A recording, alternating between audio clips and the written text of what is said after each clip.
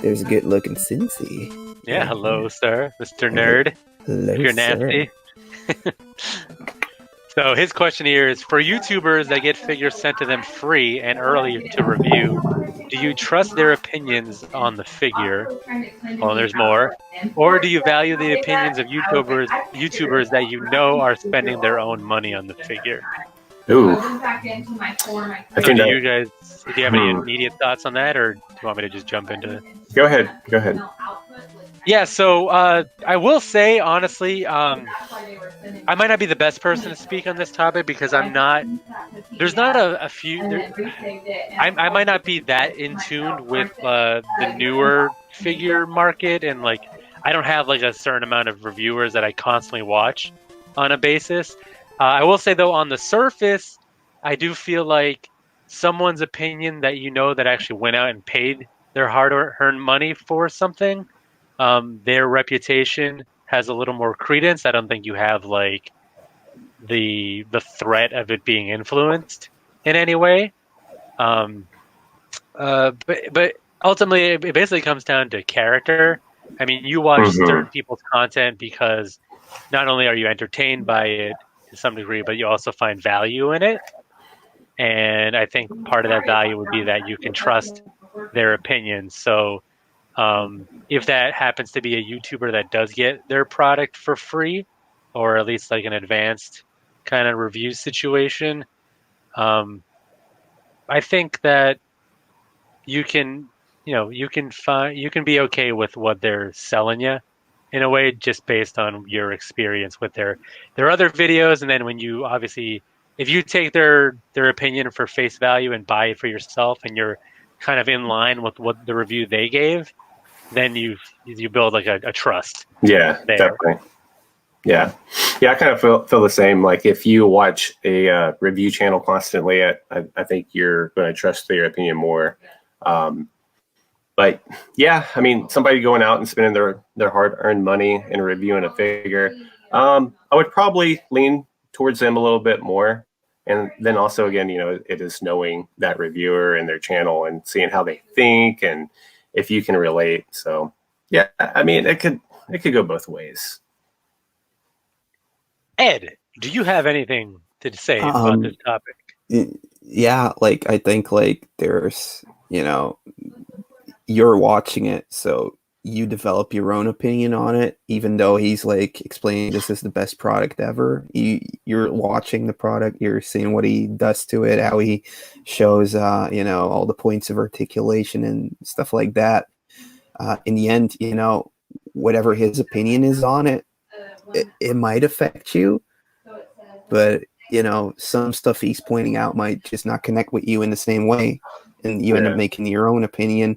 So I don't think it really matters whether he got it for free or he or she, bought it with their own money. I like all of the stuff that Pixel Dan does, although he's like excited about almost everything. And I think I would be in the same conflict zone. When you get something for free, you kind of want to be positive about it. And the conflict that I'm referring to would then be, I got this thing for free and I don't like it. How am I going to make this video come across still positive? Because I don't like making videos that are like really negative, or how am I? I need to make a video on this because I got the product. How am I going to make this work? Those are probably going to be like the most weird videos you're going to make. I think so. Yeah. For me, like usually when I watch these reviews, I mostly just check them out on my cell phone and don't even listen to it. So I just watch the toy bin, see what it does, maybe check what the guy is saying.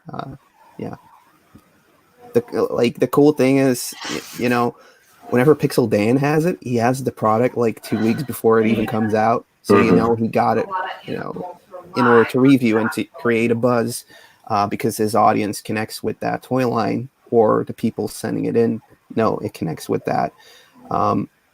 So like it's different for video game reviewers. I think the completionist, when he used to do like the Nintendo stuff, he would get like a month in advance, and he would get like the embargo rights. You know, he can't show any of this, you can't let anybody know. But he needed to finish the game on the day that it comes out publicly, so he can give you a full review on it.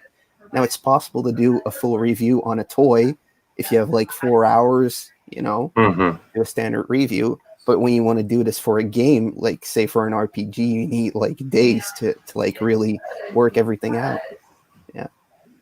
Yeah, And in the end, it comes down to what do you like about it. Maybe the reviews help you out answering some questions you have for yourself. And I think you're going to lean to the reviewer that holds the same value or works out the same criteria as you do. So exactly. Agreed. Yeah. But I get what you're saying. Like, it's got to be tough as a viewer, like, to get to that threshold of like a Pixel Dan where you are getting all this advanced, you know, toys and other stuff that you can review. It's a symbiotic relationship, right? It's generating content for your channel, and obviously as a toy hunter, you're excited to see these things before the mass audience gets access to it. So you don't want to bite the hand that's feeding you, but on the second hand, you do like, you know, if people find out you're a phony baloney, then you're gonna lose that audience no matter what. So I understand that's kind of a dilemma, right? It's hard. So like if you know, if a corporate entity out there like came to their senses and realized what a treasure I am and how beloved I am by my fan base and wanted to sponsor me, I don't know, man. I might have to, you know, send them a few smileys along the way, whether I believe in what they're selling or not. You guys get what I'm saying, right? Yeah, they'll get Greg if not. So that's fine. right. You should have gotten the Unicron for free, man. That's what I'm saying. That's what I'm saying. I went there.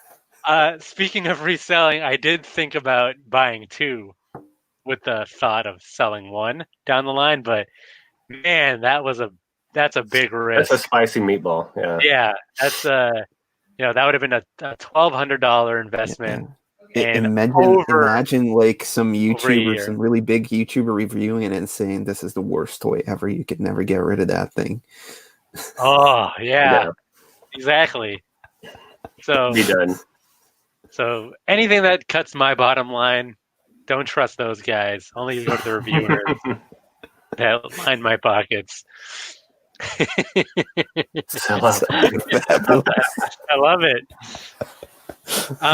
We got some more questions to get to jump around.